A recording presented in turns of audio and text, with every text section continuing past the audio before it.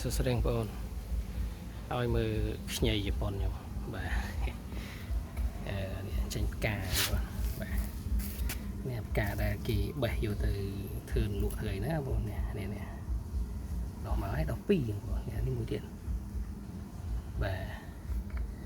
អាហ្នឹងគេដល់ពេលវារីកជាងហ្នឹងតិចទៀតគេកាច់យកអាហ្នឹងទៅធ្វើលក់ទៅអីចឹងណាបាទនេះគេហៅខ្ញីជប៉ុនសម្រាប់ហូបផ្កាវាហ្នឹងបាទហើយដើមនេះក៏ហូបបានដែរតែយើងបកវាហ្នឹងបាទអានេះគឺជាដើមពូជខ្ញុំកំងមើលគេយកមកដាំបងហ្នឹងហើយនេះទៅបាទមកដើមហ្នឹងទេបងបាទឃើញថា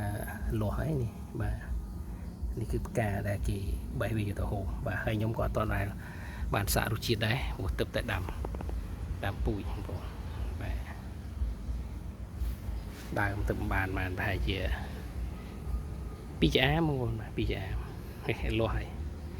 នេះវាចូលចិត្តដីធូរបងប្អូនហើយដីស្រង់ទឹកបាទដីអត់ជក់ទឹកបាទ